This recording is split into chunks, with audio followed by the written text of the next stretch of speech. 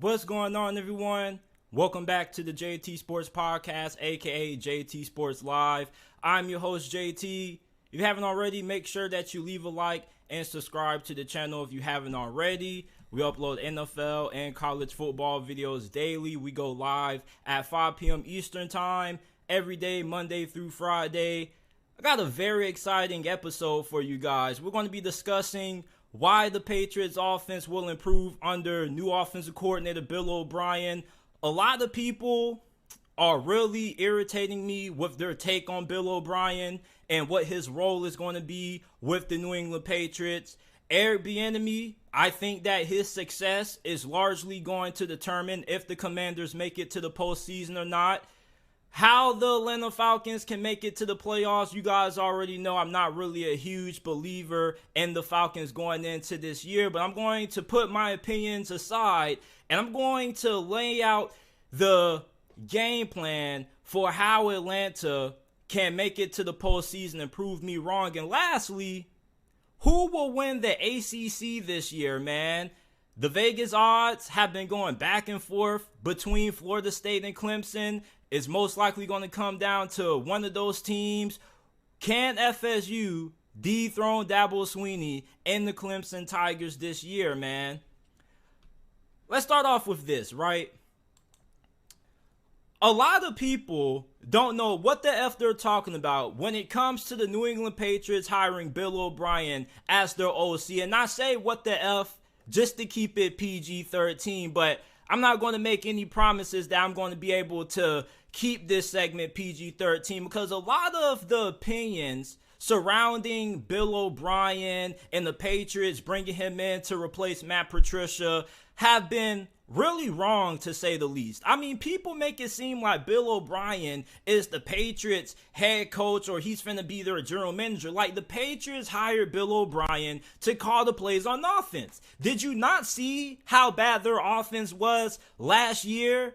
These boys made Matt Patricia their offensive coordinator. This dude was a defensive coordinator, man. This man never called plays. And despite that, Bill Belichick, with his second-year franchise quarterback, after a promising rookie season, says, you know what? I'm going to ruin Mac Jones and make Matt Patricia my offensive coordinator. Like, give a round of applause to Bill Belichick. If you want to find the perfect way to ruin your franchise QB, do what he did and make your former defensive coordinator your offensive coordinator.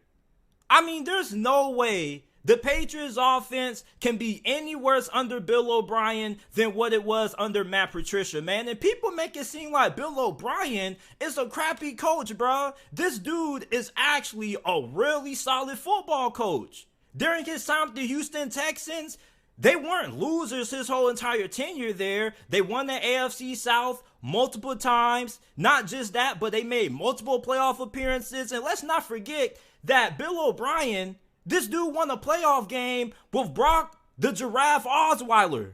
That dude signed one of the worst free agency contracts in the history of the NFL. And despite that, Bill O'Brien was able to win a playoff game with them. Bill O'Brien is a solid offensive coordinator.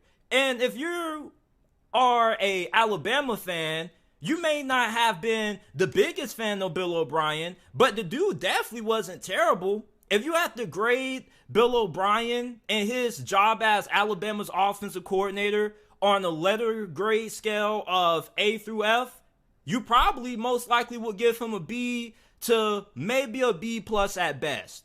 Now, he definitely wasn't one of Alabama's better offensive coordinators that Nick Saban has brought in, but the dude definitely wasn't bad. And with New England, I think that his offense and with his philosophy, he's going to be able to not only help this offense improve this year, but he's also going to be able to save Mac Jones, because many people kind of view this as a make or break year for Mac Jones. A lot of people aren't really high on the guy. And some people may consider Mac Jones already to be a bust. But with Bill O'Brien, this is somebody who has a lot of familiarity with Bill Belichick and this Patriots organization. He was on the Patriots coaching staff from 2007 to 2011. Every single year he was on their staff prior to him leaving. They had a top 10 offense. And the year that he called the plays in 2011, They went to the Super Bowl. You remember when they had Gronkowski and Aaron the Killer Hernandez going crazy with their 2 tight end sets? Yeah, they lost to the New York Giants in the Super Bowl, but they had one of the NFL's best offenses that year. But yeah, people try to discredit what Bill O'Brien did as the Patriots play caller in 2011 because they didn't win the Super Bowl. Like what? The Philadelphia Eagles didn't win the Super Bowl this past year, and yet nobody was discrediting Shane Steichen? I mean, a lot of people are really lost or really uninformed when it comes to Bill O'Brien and what his role is going to be with New England and how he's going to be able to improve this offense. If you listen to Bill O'Brien, this dude knows what the hell he's talking about when it comes to coaching football. This dude has like hundreds of videos on YouTube of him breaking down plays, route concepts, how quarterbacks are supposed to play the position, how they're supposed to be taught how to play QB. This dude has hundreds of coaching clinics. This dude knows what the hell he's talking about when it comes to the X's and O's of the game. He didn't work out with Houston, but he wasn't a bad coach with the Texans. Things went downhill when he ended up becoming the general manager. With New England, you're having a guy who's going to be able to come in. He's going to be able to help develop Mac Jones because last year, Mac Jones didn't get developed at all. The dude took a lot of steps in the wrong direction, and it was mainly due to Matt Patricia.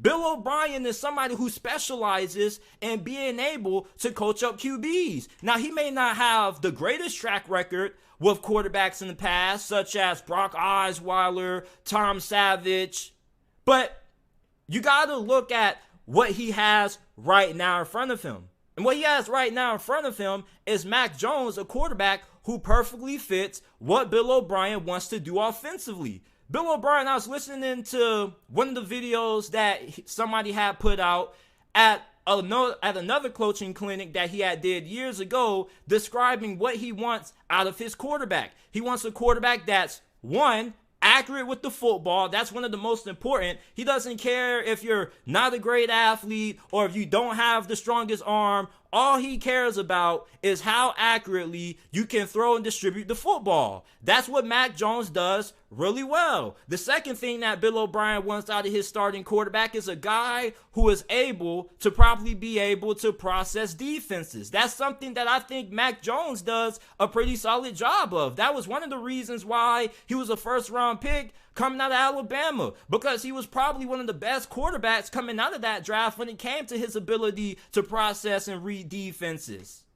He's looking for somebody who can make good decisions with the football. Mac Jones is the perfect quarterback for Bill O'Brien's offense. Yeah, the dude may not have been the greatest head coach for the Houston Texans, but he wasn't dog shit like how people in the national media try to make him out to be. And what really irritates me is when people say that the Patriots offense isn't going to improve under Bill O'Brien, bro. I'm willing to bet money, at least $20 to $30, that the Patriots offense will be better in every statistical category under Bill O'Brien.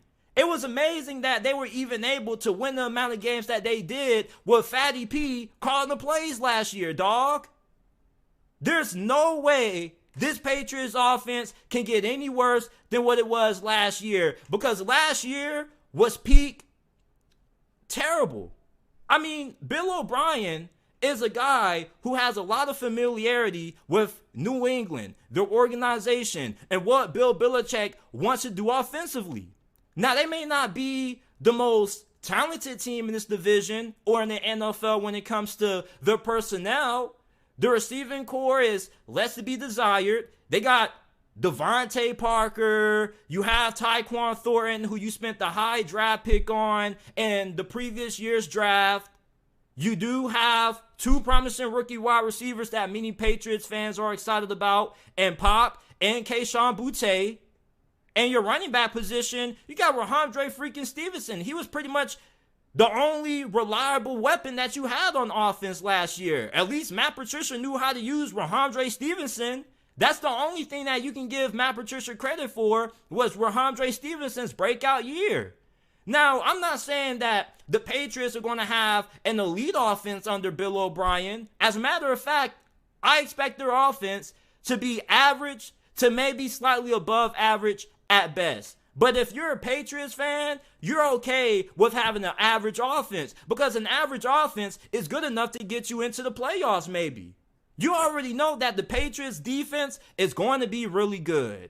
All you need is for the offense to be better than what it was last year. And I don't really think the bar is set too high after what Matt Patricia did calling plays for New England last year. Like, I promise you guys, Bill O'Brien is not a shitty coach. This dude can coach some football, man. After y'all get done watching this, go on YouTube and look up Bill O'Brien coaching clinics. And please tell me that this dude doesn't know football. Because he does. This dude makes it seem like he knows football more than the majority of offensive coordinators and head coaches out there, man. Like, if you guys were to watch 2 or 3 of Bill O'Brien's coaching clinics, bro, you would be more knowledgeable on the game of football than what you were prior, man. I was listening to him break down one play, and I was just like, damn, I run this play all the time in Madden. And now, every time I run the play in Madden, it's damn near a money play for me. This dude, Bill O'Brien, is a solid coach. He's not the greatest coach. He's not an elite offensive coordinator or play caller in many people's eyes, but this dude is good enough to get the job done for New England. New England is going into a really pivotal year where most people expect them to be the worst team in this division. If New England is going to make it to the postseason this year and exceed expectations, they're going to need good coaching, they're going to need to be disciplined, and they're going to have to get back to their old ways of running things. And what we saw out of New England last year was uncharacteristic. They weren't disciplined. The offense wasn't consistent. It wasn't efficient. Even though this offense hasn't been at the level that it was when they had Tom Brady at QB, this offense was decent Mac Jones rookie season. So if they can get back to that level with some slight improvement out of Mac Jones, they're going to have a chance to compete for a playoff spot simply because of how good this defense is going to be this year. And plus, even though you have to give Bill Belichick a lot of criticism for how he mishandled his offensive coordinator situation last year, this dude is still a top 5, top 10 head coach in the league. And you know, as long as Bill Belichick is your head coach, you're going to find a way to win 7 to 8 games. Bill O'Brien, under his tutelage, this offense is going to improve, man. I was listening to Mike Florio and Chris Sims, and they were breaking down one of Mac Jones' press conferences, and they were talking about how this offense is going to be normal. Like, what's wrong with normal? What's wrong with having a functional offense? That's something that New England didn't have last year. I'll take normal over crappy, because that's what we saw last year. Mac Jones was cussing out Matt Patricia last season. He had every right to. The offense was so bad and the offensive play calling was so terrible that Mac Jones had to go all over and beyond to seek help outside of the organization. That's how bad this situation was. Bill O'Brien, not only is he going to be able to improve this offense, but he's going to be able to kind of be a stabilizing factor in this Patriots organization. Like, a lot of people in the national media may not be happy or excited about Bill O'Brien, but many Patriots fans are happy as hell to have this guy in Foxborough. Mac Jones is super excited that Bill O'Brien is calling plays this season. I mean, Bill O'Brien is a way better offensive coordinator than what Matt Patricia was. Matt Patricia never called plays as an OC. This dude was a defensive coordinator. This dude was inexperienced. Bill O'Brien has over 3 decades of coaching experience. For you to say that this offense will not improve under him just tells me that you're extremely misinformed. It's not that hard to go from Matt Patricia and replace him with Bill O'Brien. Yeah, I know that the bar was set pretty low, But Bill O'Brien is not a bad coach. This dude isn't the general manager, and he's not the head coach. He's strictly the offensive coordinator. The Patriots had one of their best offenses in franchise history when he was calling the plays in 2011. They went to the freaking Super Bowl, and yet I was listening to Skip Bayless and Shannon Sharp discuss it, and Shannon Sharp used it as a knock against Bill O'Brien that they didn't win the Super Bowl the year he was calling the plays in 2011, man. And I was just really disappointed because Shannon Sharp is a Hall of Famer. He's played this game at the highest level possible. You think if anybody would know the impact of having somebody who has experience calling plays versus somebody who's learning on the job, going from a defensive coordinator to offensive coordinator, you think Shannon Sharp will understand that this offense has a high chance to improve with an experienced play caller versus an unexperienced one. It just seems like people in the national media just want to use Bill O'Brien as the meat and potatoes of their lame, corny jokes that nobody's laughing at. Bill O'Brien is going to improve New England's offense. This offense isn't going to be one of the best in the league, but it should at least be solid. And if it's 3 notches better than what it was last season, I'm pretty sure Patriots fans will be okay with that. Patriots fans are not expecting miracles out of this offense. They have a realistic understanding of what Bill O'Brien is going to bring to the table. They are okay with having an average offense. Hell, average is way better than shitty. That's what the Patriots put on the field last year. It's a miracle that they were able to win the amount of games that they did last year. Hell, they were still in the playoff hunt despite how bad their offense was last season. Mac Jones and Patriots fans are really happy to have Bill O'Brien as their offensive coordinator. They may not make it to the playoffs this year, but this offense definitely is going to be way better than what it was last season. And with that, this team is going to be better this year than what it was previously. But trying to say that Bill O'Brien is going to fail as the OC and this offense isn't going to improve under him, man, I really think if you believe that, you're really misinformed. There's no way you can tell me Bill O'Brien, somebody who has over 3 decades of coaching experience on the offensive side of football, is going to be even worse or the same as Matt Patricia, a guy who never called plays on offense and was a former defensive coordinator. If you want the recipe to how to ruin your young franchise quarterback, do what Bill Belichick did last season and set him up to fail behind the garbage offensive line, a wide receiver that lacks dynamic playmakers, and a guy who never called plays on offense. The Patriots may not be super talented when it comes to their wide receiver position, but you're going to have somebody who's going to be able to cook and scheme things up. He's going to be able to find a way to maximize this personnel. Bill O'Brien is not a bad coach, and he's definitely, sure as hell, isn't a bad OC. You may be a little bit upset because Bill O'Brien returns to New England and you wanted Bill Belichick to go outside of the organization, but you guys know how Bill Belichick runs the Patriots. I call this organization the OTF Patriots, only the family, because when you look at Bill O'Brien, he has a lot of ties to this organization and Bill Belichick. And Bill Belichick, from what we've seen in the past, normally likes hiring guys on his coaching staff that he has history or good familiarity with. And there's nothing wrong with that. There's nothing wrong with going back to what you're comfortable with. And Bill O'Brien, as the OC, is what Bill Belichick is comfortable with. I don't get all of the knocks that people have against the Patriots hiring Bill O'Brien. This dude is levels better than Matt Patricia. And that's what people tend to not really understand. Yeah, the bar isn't set high, but damn.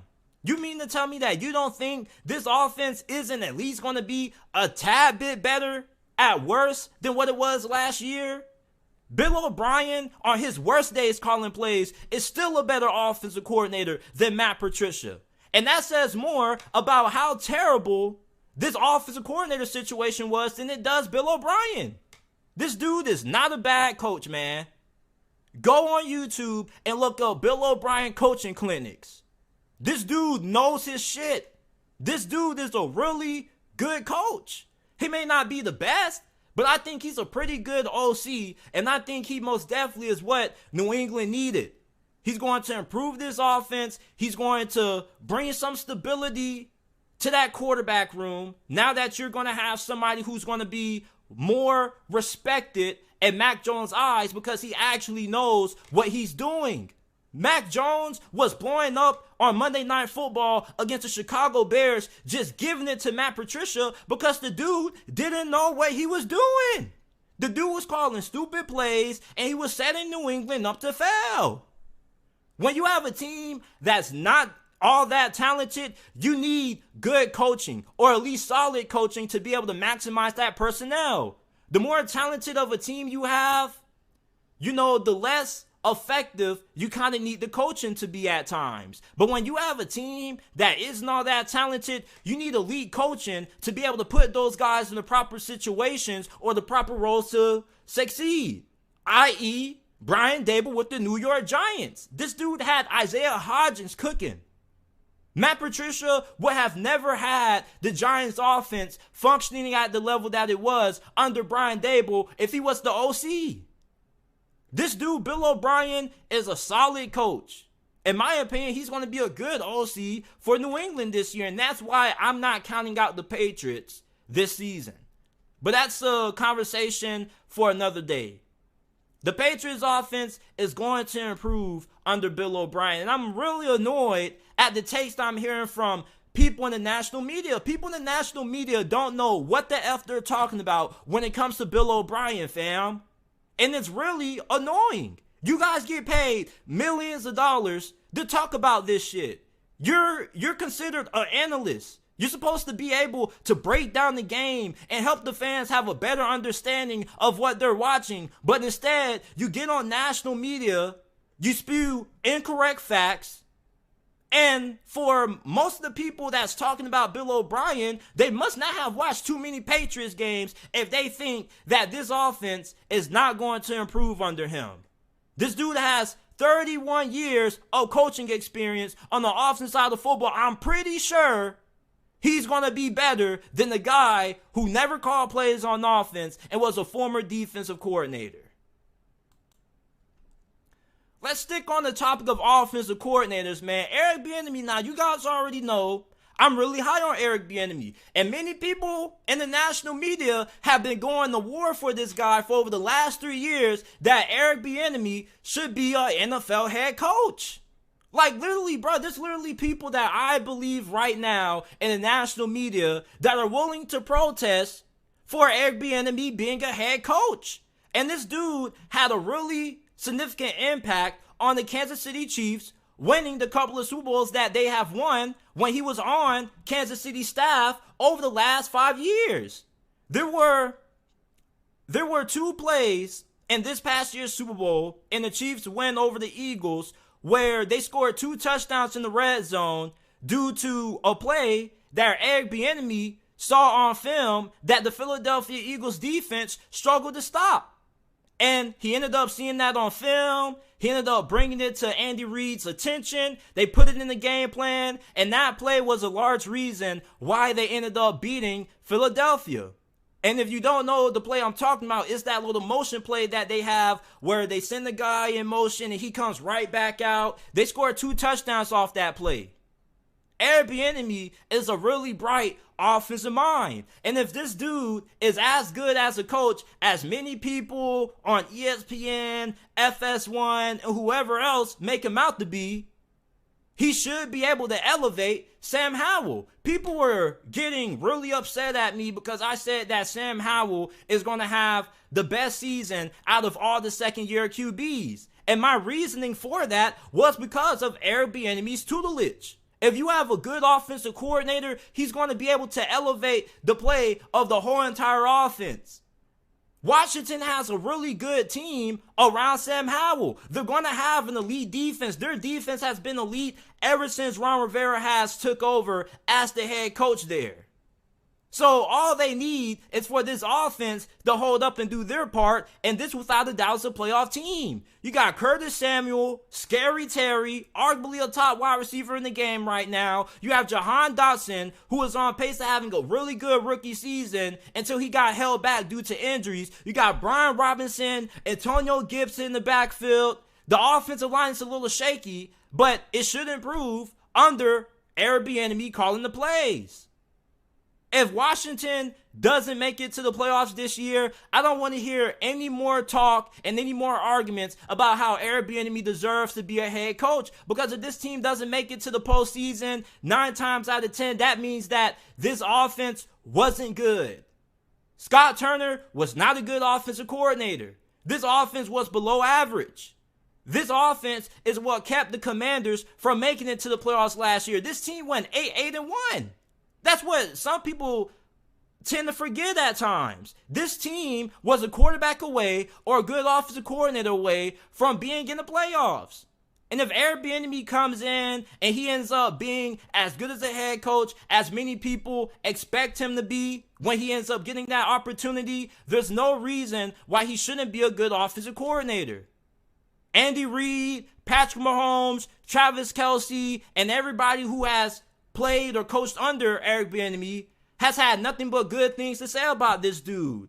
The only issues that I hear when it comes to Eric Bieniemy is that he's really tough at times when it comes to how he comes at players. He's a little bit, hard on players, really hard on them because he holds them accountable. I saw a clip on TikTok when he was coaching, or I guess he was on Minnesota staff, and Adrian Peterson came to practice late. And I don't know if he was serious or if it was a little joke, but he basically said, damn, bro, like, what you doing coming in late? And Adrian Peterson was like, oh, it was the trainers and stuff. They were telling me. He was like, man, I ain't trying to hear all that, man. Be accountable. Show up on time. No excuses. So if Eric Bieniemy, if his only issues is that he comes at players really hard at times because he holds them accountable, I think that makes him an even better coach. You see, there's nothing wrong with being coached hard. A lot of people in this generation now are a little soft. They can't take hard coaching. Hard coaching is what brings the best out of you. Now, there are certain things that as a coach, you probably shouldn't say to players, and there is a certain line that shouldn't be crossed. But I think Eric Bieniemy is going to be perfectly fine when it comes to being able to get along with the players on the Commanders' offense. Sam Howell recently in one of his press conferences said, yeah, he coaches us pretty hard, but that's what they need. That's what's going to elevate the Commanders. This is a team that had Scott Turner as their OC.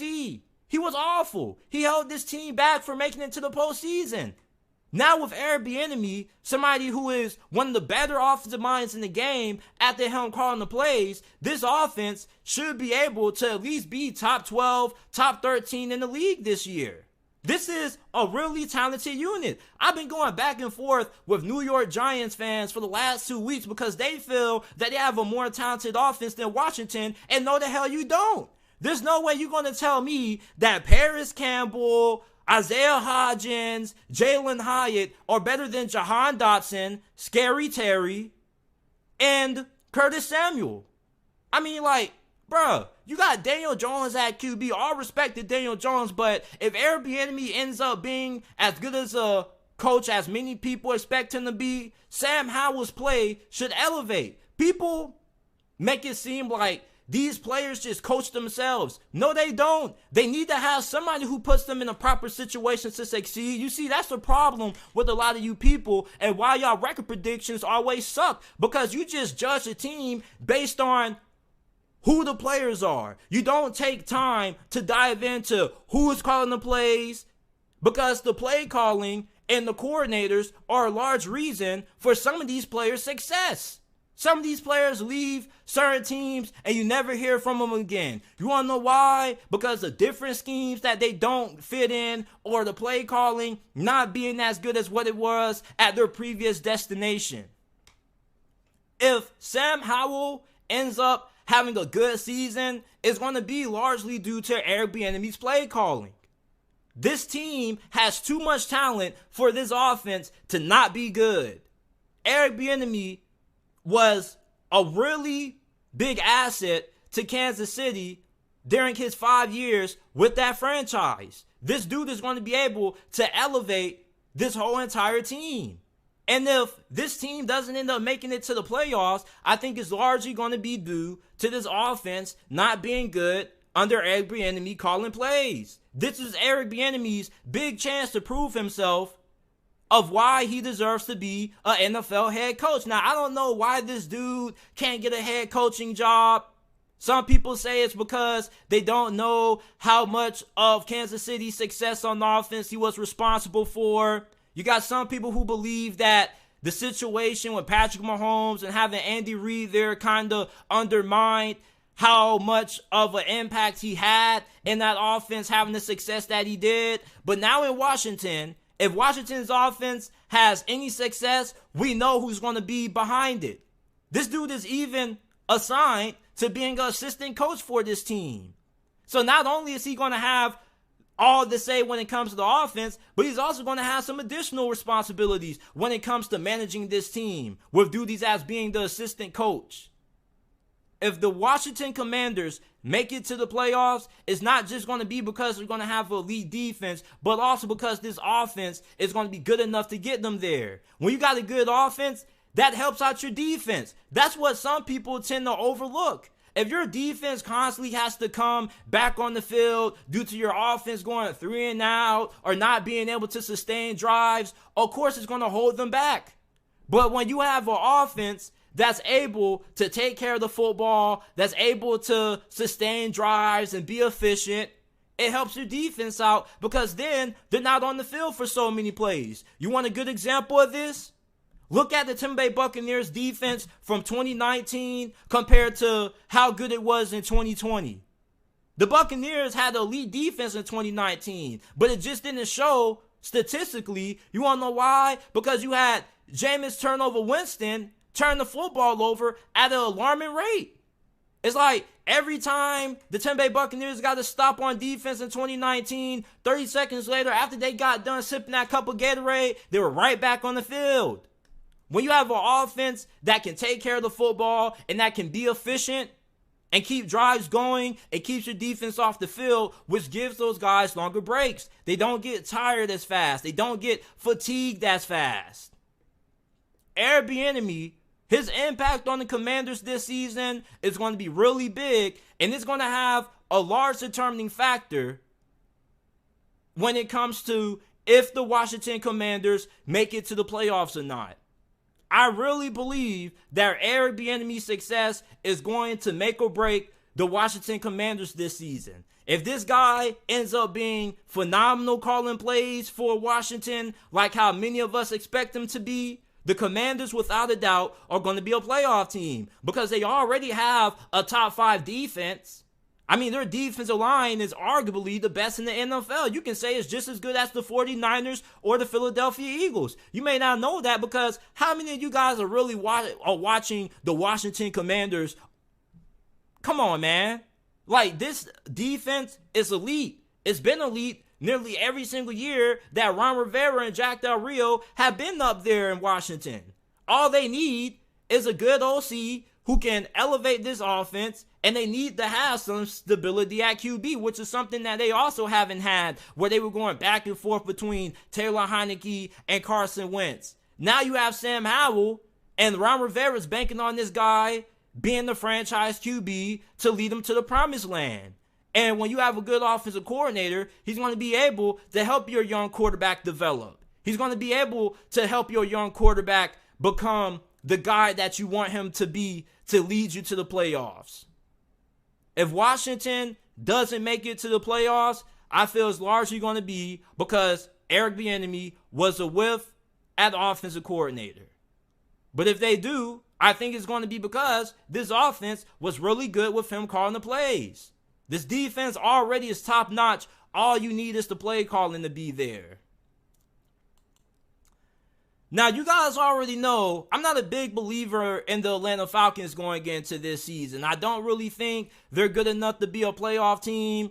But for this segment, I'm going to put my opinions and beliefs when it comes to how I view the Falcons aside, and I'm going to explain to you guys how the Atlanta Falcons can make it to the playoffs. So if the Atlanta Falcons make it to the postseason, I believe that they need all of these things to happen. The first thing is they need to take care of business at home. They don't play too many good teams at home in the Mercedes-Benz Stadium this year. The best teams that they play are the Washington Commanders and the Minnesota Vikings. And if you exclude the NFC South opponents that they have, they played the Packers, Texans, and Colts at home. They should be able to win 3 of those games. The Texans and Colts, they're in a little bit of a rebuild. When you look at the Houston Texans, yeah, they're going to be better than what people expect them to be, but still, they're going to have a lot of ups and downs because for the most part, their team is fairly young and they have a new head coach. You got the Indianapolis Colts who are going to be fun to watch with Anthony Richardson at the helm at QB, but with Anthony Richardson being the starter, you know that he's going to have some highs and he's going to have some lows, so there's going to be a lot of inconsistencies in his performance. So they should be able to beat the Texans and the Colts. And for the Green Bay Packers, you don't really know what the hell you're going to get out of Jordan Love this year. They're probably one of the biggest wild cards going into this season. So the Atlanta Falcons, their home schedule isn't all that difficult. Their best 2 teams are going to be the Minnesota Vikings and the Washington Commanders, who they're going to have to host. The next thing that Atlanta needs to be able to do is they need solid to above average or slightly above average quarterback play out of Desmond Ridder. Desmond Ridder doesn't need to be one of the best quarterbacks in the NFL for the Atlanta Falcons to make it to the postseason. You want to know why? Because first of all, this division doesn't really have too many good or proven QBs. The best QB in this division at the moment is Derek Carr. And Derek Carr, at best, is a top 12, top 13 QB, and he needs a good team around him for him to be successful. And I have reservations about this New Orleans coaching staff. Like, I thought that New Orleans coaching staff was going to be really good, despite Sean Payton retiring, because they retained most of the guys who were under Sean Payton for all those years he was in New Orleans. And yet, Pete Carmichael, the Saints offensive coordinator, act like he forgot how to call plays and how to manage the offense last season. So I have a lot of reservations about New Orleans this year. Can you say they have a more talented team than the Falcons going into this season on offense? Yes, they do, but coaching matters. And I trust Arthur Smith way more than I trust New Orleans going into this season. So I don't know if Derek Carr is going to be good enough to get New Orleans into the playoffs, despite the fact that many people believe that he has a way better team around him than what he ever had with Las Vegas. We're going to see. But for Desmond Ridder, you don't really need this dude to be a top-level QB for the Falcons to make it to the postseason. All they need this dude to do is to take care of the football, don't turn it over, be able to extend plays at times, and get the ball to Bijan Robinson, Kyle Pitts, and Drake London. That shouldn't be too hard to do. And the dude wasn't completely terrible last season. All right, he was pretty okay at times. He should be able to improve going into year 2 under Arthur Smith's system. So for Desmond Ridder, as long as this guy can give you average to above average QB play, you should be able to make it to the postseason. With the Tampa Bay Buccaneers, their quarterback situation looks god-awful right now. Have you not seen their OTA so far? Baker Mayfield and Kyle Trask can't even hit accurate receivers when they're running routes on the air with no DBs and no defense. Do you really trust them? I don't. Shit, I'll put more trust in Desmond Ridder than I would Baker Mayfield or Kyle Trask down there in Tampa. And Bryce Young, you guys know I love me some Bryce Young. He's still a rookie. The jury's still out on him. But for Desmond Ridder, this division with the quarterbacks that currently are in it right now, they're not any of the best in the NFL. It's not like you're in the AFC West and you're going against Justin Herbert and Patrick Mahomes. You're going against Derek Carr, Bryce Young, or either Baker Mayfield or Kyle Trask. So for Desmond Ridder, you don't really need to play at an elite level to get Atlanta into the playoffs. And plus, you got to remember that Arthur Smith, his offensive philosophy is Run the damn football. You got Bijan Robinson. You drafted this guy in the top 10. You better feed him. You better give this guy hella touches. And not just because you spent the high draft pick on him, but also because he's on 2 of my fantasy football squads. And I need all those damn fantasy points, people. All those damn fantasy points. So, Desmond Ridder, get the ball to Bijan Robinson, Drake London, Kyle Pitts. Don't turn it over, and you should be okay. And it shouldn't be that difficult to do that. Kyle Pitts is one of the best tight ends in the NFL. Now, I won't say he's as good as George Kittle or Travis Kelce right now, but I probably would already consider Kyle Pitts to be a top 5 tight end in the game right now. Shouldn't be too hard to give that guy the football. Drake London had a really good rookie season, a better rookie season than what a lot of people give him credit for. He was held back by the QB play. So if Desmond Ridder can give you solid, serviceable QB play, that should be good enough to get you to the postseason in this division with how the quarterback situation is in the NFC South.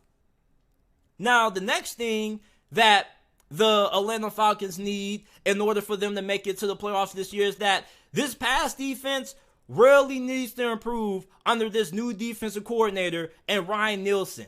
They need to be able to slow down guys like Trevor Lawrence, Jared Goff, with Lions offensive coordinator Ben Johnson, Kevin O'Connell with Kirk Cousins and Justin Jefferson, TJ Hawkinson. A lot of people are doubting the New York Jets and Aaron Rodgers, but with the talent that they have on that squad, they're going to be a serious threat in the AFC this year, and that offense is going to be really hard to stop. Y'all sleep on Aaron Rodgers all y'all want to, and watch him wake y'all up. This Falcons defense is going to have to step up this year, man, and they need a pass rush. I don't know who the hell is going to step up this year and help out Grady Jarrett, but they need somebody else to be that 8 to 9 sack guy. I don't know if it's going to be David Onyemata, who they signed the free agency from New Orleans. I doubt it's going to be Calais Campbell. I was going back and forth with one Falcons fan who was like, man, we improved the pass rush, man. We signed Calais Campbell. Dog, Calais Campbell is 36 years old. If you're dependent on Calais Campbell to help you be that team that can consistently get after the QB, you're kind of lying to yourself, dog. He's 36 years old. You're asking too much out of Calais Campbell. Still a really solid player at his age, but if you think that Calais Campbell is going to be that guy in your defense to get you 8-9 sacks, man, you're kind of tripping. All right, you do have Lorenzo Carter, who, all right, maybe he could end up having a breakout season. Bud Dupree, if he can stay healthy, he can give you serviceable contributions at times. You got rookie Zach Harrison, who many Falcons fans are excited about, but I think he's more of a developmental project. I don't really know just how good he's going to be this season in his first year. I think it's probably going to take him 2 to 3 years to finally get things figured out, but they just need somebody to help out Grady Jarrett, and they need a pass rusher who can give you at least 8 to 9 sacks. And the reason why it's important for this pass rush to be consistent and for Grady Jarrett to not only be the only true threat when it comes to getting after the QB is because the Atlanta Falcons had the 31st worst third down defense in the NFL last season. A large reason for that is because of their lack of a consistent pass rush and a lack of pass rush threats outside of Grady Jarrett. If you want to be able to get off the field on third downs, which most of the times ends up being obvious passing situations, you got to be able to get after the QB. Then, when it comes to the secondary, you sign Jesse Bates, who is one of the better safeties in the league, and you have A.J. Terrell, who is a consensus top 10 cornerback. You need Jeff Okudah to step up for you. Now, Jeff Okudah, he wasn't bad last season for Detroit. He was just inconsistent. The first half of the season, he was really good. A lot of you people may not know this, but the first time the Detroit Lions played against the Minnesota Vikings, Jeff Okudah shut down Justin Jefferson. You may not believe it, but if you go back and watch that game, Jeff Okudah played the best game of his career the first time they played the Minnesota Vikings, I believe. He had a really good game against Justin Jefferson, and this guy was doing really good during the first half of the season. Now, after week 9, week 10, I don't know what the hell happened to Jeff Okudah. The guy just fell off a cliff. But this dude is pretty solid at times. And if Ryan Nielsen can get the most out of Jeff Okudah this year and can have him playing at a consistent level, this secondary should be really good. Richie Grant had a really good 2022 campaign, so your safety position is pretty solid. Your cornerback group can be pretty good as long as Jeff Okudah can be consistent. This guy isn't terrible, he's just inconsistent.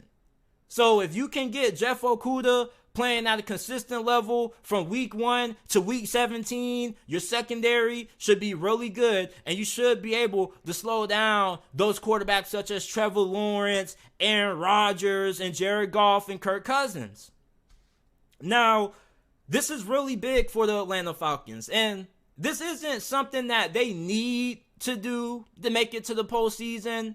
But this definitely would improve their chances, which is being able to produce more turnovers. Last season, the Falcons were 26th in takeaways.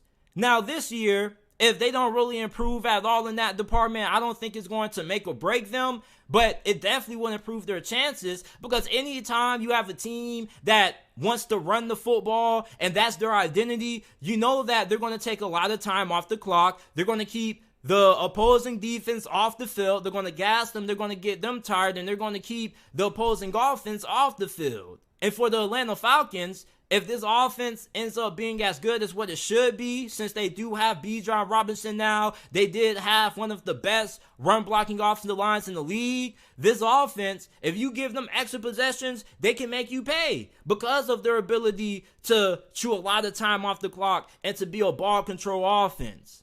So if this defense can produce way more turnovers this year, this offense is going to benefit from that, and it's going to be a big disadvantage to the opponents that they play, because they're going to be able to stay on the field for a lot longer, and they're going to be able to take a lot of time off the clock.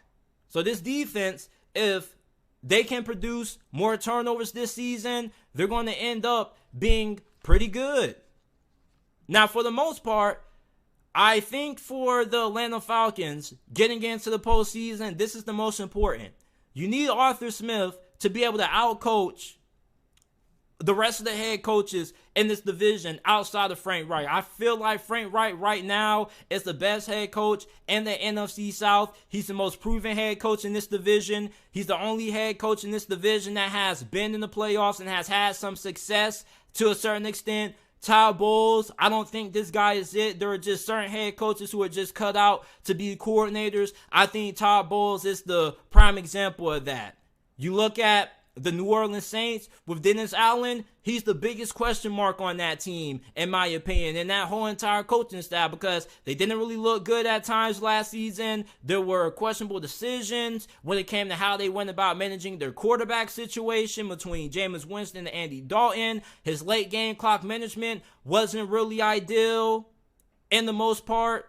So for Arthur Smith, if he can outcoach Todd Bowles and Dennis Allen, and let's say they split between the Carolina Panthers or even New Orleans and they just sweep Tampa, that's going to increase their chances of being able to make it to the postseason. And really, I think this season is largely going to hinge on Arthur Smith, because the Falcons still have a lot of question marks when it comes to how good is Desmond Ridder going to be, how good is this defense going to perform.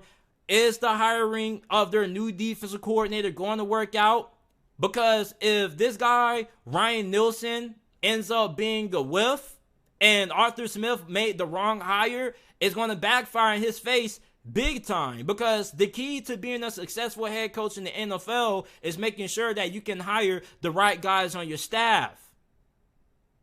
And for Arthur Smith, if his hiring of his new DC doesn't work out and his defense remains as bad as what it was last season, they're not going to make it to the postseason, and they're going to make it even easier for the Carolina Panthers to win this division. I think the Carolina Panthers are the most talented team in the NFC South going into this year. They're going to have a top 10 defense. They have one of the best defensive coordinators in the NFL. Frank Reich is really good with how he goes about getting efficient quarterback plays out of his QBs. And now that he has a young stud and Bryce Young got the helm at QB, as long as Bryce Young can stay upright and he can stay healthy, Carolina should be a lock for the postseason this year. So for Arthur Smith to be able to have success in the NFC South, he has to be able to outcoach some of the bottom tier coaches in this division, such as Dennis Allen and Todd Bowles. And if he can do that, I think the Atlanta Falcons should be able to make it into the postseason. This division is not that tough. There are many teams in this division that have a lot of question marks outside of the Carolina Panthers, Atlanta being one of them, and many of Atlanta's question marks all hinge on Arthur Smith and his job as the head coach for this organization.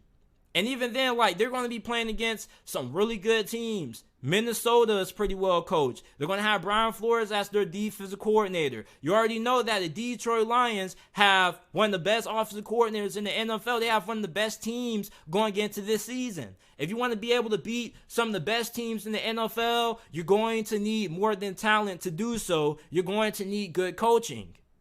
Arthur Smith, if this guy ends up not being a good head coach, you're definitely going to see that reflected in some of these big games that they end up having to play this season against Jacksonville, Minnesota, Washington, and the New York Jets.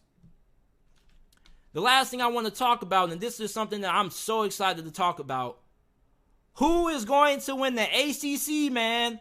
For the last decade, Clemson has reigned supreme in the Atlantic Coastal Conference. And you already know what Ric Flair says, to be the man, you gotta beat the man. Woo! And there are many people who believe that the Florida State Seminoles are going to be able to win the ACC, even Vegas.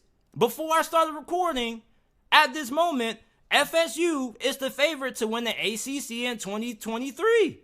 And if they're going to be able to do that, they have to be able to knock off Clemson. Now, we know that they didn't really do that last season because Clemson pretty much had their way with them last year. But this is a different Florida State team.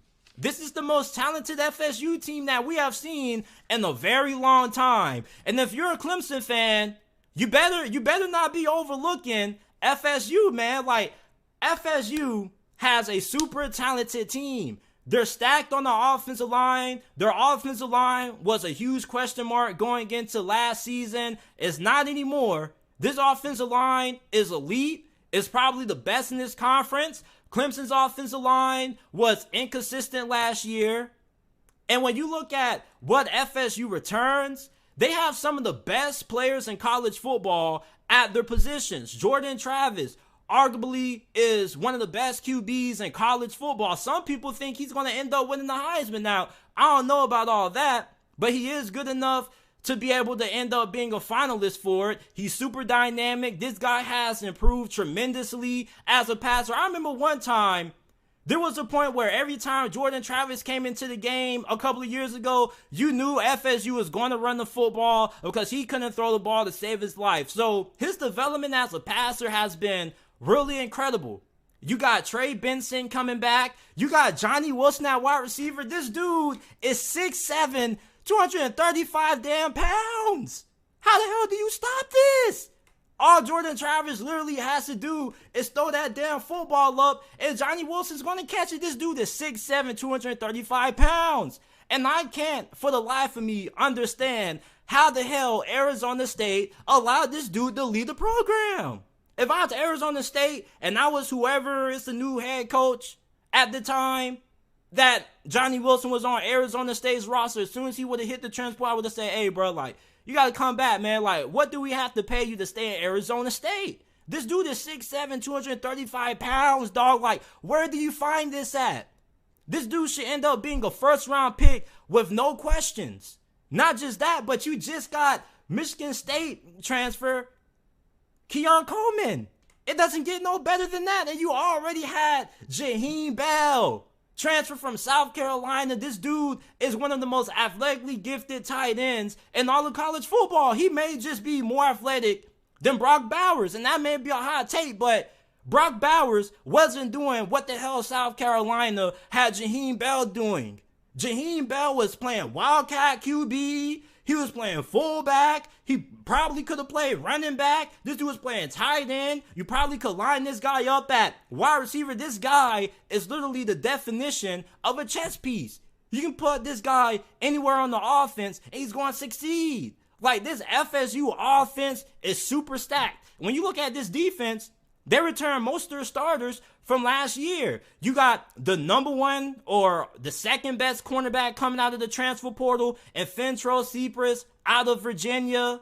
He was the second ranked cornerback in the transfer portal. I called him number one, but I forgot about Travis Hunter. But can we really count Travis Hunter because we knew he was going to Colorado the whole entire time? But the point is, you got Fentrell Cypress, all right? Your secondary already is really good. Your only concern really is going to be at one of your safety positions. That's pretty much it. At linebacker, you're going to be stout. On the defensive line, you're going to be incredible, man. Like, you were able to get Jared Verse to return. This dude could have been a top 15 pick in this past year's NFL draft. Next year, he's expected to be a top 5, top 10 pick. You have Fabian Lovett at defensive tackle, one of the better interior defensive linemen in the nation.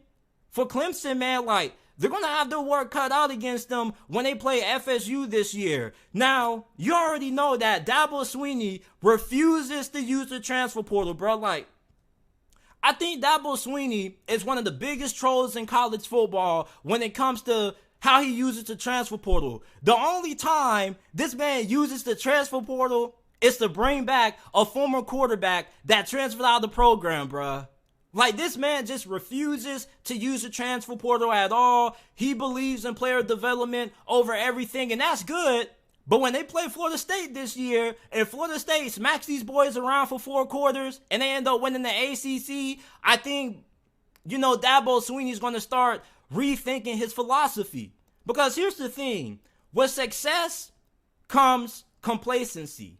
When you're used to being so successful at something for a very long time, doing it your way, it's hard to kind of get people to change their minds for certain things. That's why I always have so much respect for Nick Saban, because one thing about Nick Saban is that he doesn't take too long to adjust. Like, as soon as he started seeing all of these other offenses in college football running the no huddle or running a spread offense, guess what he did? He started finding offensive coordinators that knew how to run the spread offense, and he started running that thing.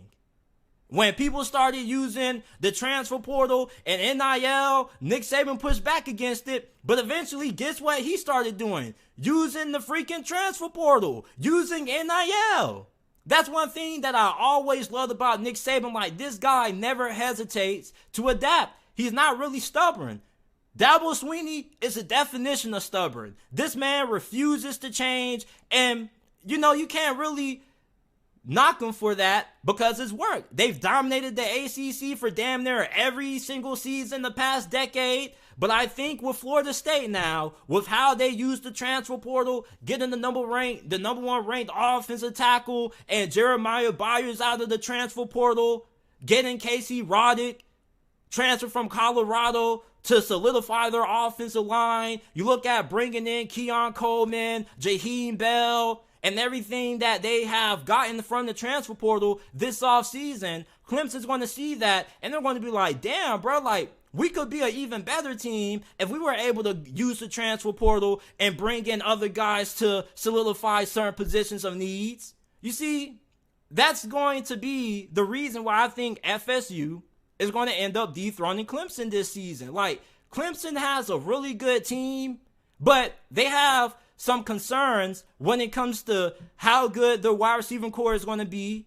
Their key addition wasn't a transfer portal player. They didn't have anybody big that transferred to the program. Clemson's biggest addition was offensive coordinator Garrett Riley. And I got a lot of respect for Garrett Riley. This dude did his thing at TCU. He got a lot of players on that TCU offense drafted into the NFL, including Max Duggan, who, if you watch Max Duggan's play last year, this dude was a good college quarterback, but when you try to evaluate him on an NFL level, he wasn't really all that great. Like, I was trying to watch some film on Quentin Johnston, and my homeboy's like, bro, like, let's just watch the highlights, man, because Max Duggan's is not all that great. And you saw it kind of against Georgia.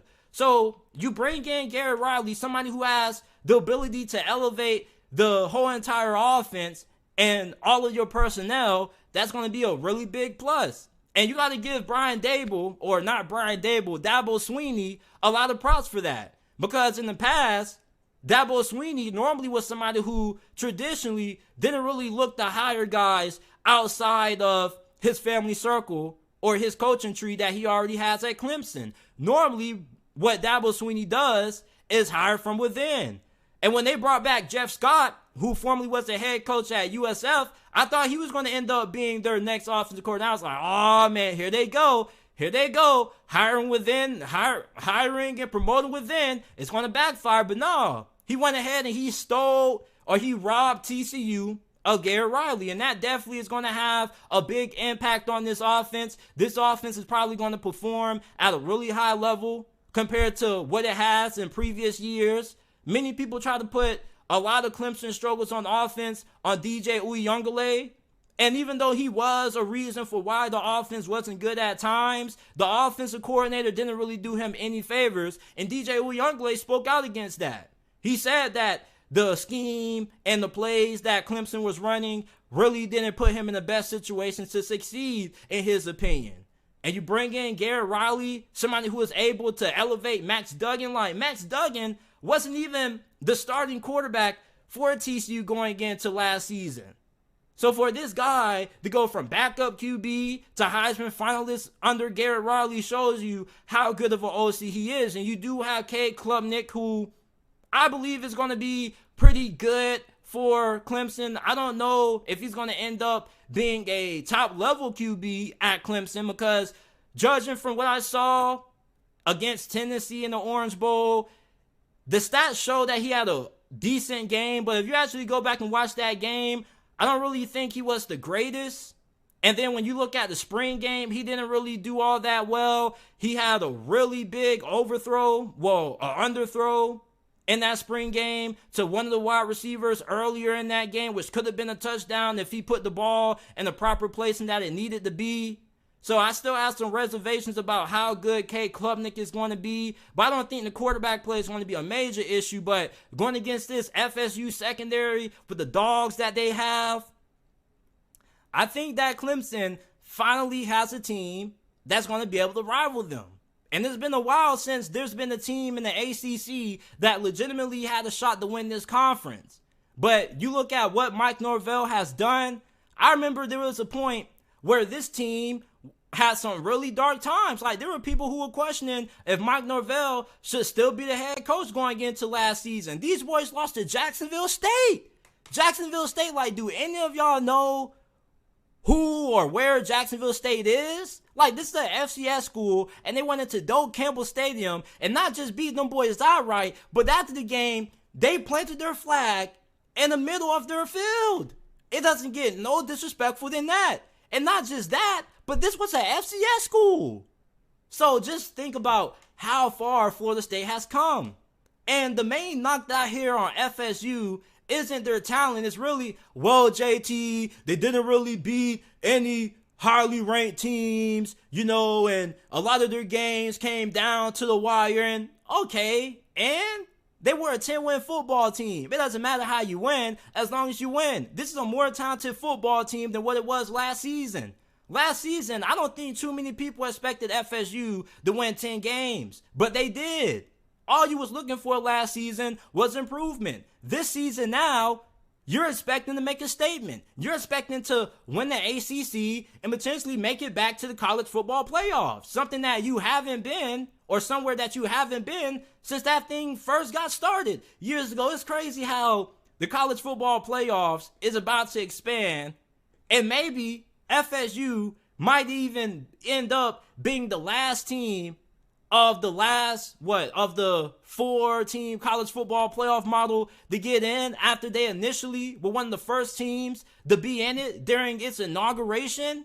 That's going to be a little bit insane. Imagine if we get Oregon back in that thing, which is a pretty good chance that thing happens. Imagine if FSU wins the ACC and Oregon wins the Pac-12 and they rematch in the semifinals of the college football playoffs. Like, that would be nostalgia at its finest. But my guy College Football with Sam says Clemson will win the regular season matchup, but Florida State will win the rematch in the championship game. Yeah, man, there's a really good chance that both these two teams split the season series when they play, but we most likely expect for Florida State and Clemson to make it to the ACC championship game unless something catastrophic happens. But Clemson has a really good team. I mean, they returned 4 out of 5 starters on the offensive line, which was a little bit of an issue last season. Even though their offensive line played better than what it did in 2021, it was still fairly inconsistent at times. They do lose 3 really good players in Miles Murphy, Byron Breesy, and Trenton Simpson, but I'm not really too concerned about that because one thing about Clemson is that these boys like a factory when it comes to churning out elite talent on the defensive line. Them in Georgia, I don't know where the hell they find these defensive linemen at, but they know how to find them, boy. It's like a little factory. It's like choo-choo. Like, they just lose good guys in the defensive line and they replace them with guys who are just as good. Now, my question is, how good is that secondary going to be? Because at times, that secondary was getting dotted up. Now, they do have a really good group of corners. I do like their safety position. But at times, that secondary did have a tendency to get dotted up at times. Now, on the defensive line, you have a lot of production returning. One guy that I'm a really big fan of is Xavier Thomas. This guy has potential to be a top 15, maybe top 20 draft pick in next year's draft if he ends up breaking out this season. There are a lot of talented players that are coming back for Clemson's defense. They returned 9 starters from last season. So this defense should still be amongst the best in this conference and amongst the best in college football. Your only question is just going to be, is this offense going to be as good as Florida State's offense? Because Florida State is freaking stacked at every single position. Their offensive line, their running backs, their wide receivers. If they have an injury at wide receiver or running back, it doesn't really matter because they have great depth behind those guys. Clemson does have Will Shipley. They do return Antonio Williams, Bo Collins, but their offensive line, you still have a little bit of concern about it, and their wide receiver core, for the most part, fairly is full of guys who are highly recruited. They were highly touted coming out of high school, but they don't really have a lot of experience. But I think Florida State is going to end up knocking off Clemson for the ACC this upcoming college football season. This is it for this episode of the JT Sports Podcast. My guy, Detroit Sports Talks, wants to know my thoughts on the Detroit Lions secondary. I think the Lions secondary should be better this year than what it was last year. You signed Emmanuel Mosley, Cam Sutton, you got Deuce, Chauncey Gardner-Johnson. So this secondary should be really solid. I don't know if it's going to be an elite group because Sam Sutton, he's a solid corner, but I don't know if he's an elite corner. And I think you can say the same thing about Emmanuel Mosley. But I think the Detroit Lions secondary should be vastly improved in 2023 compared to what it has been over the last couple of years.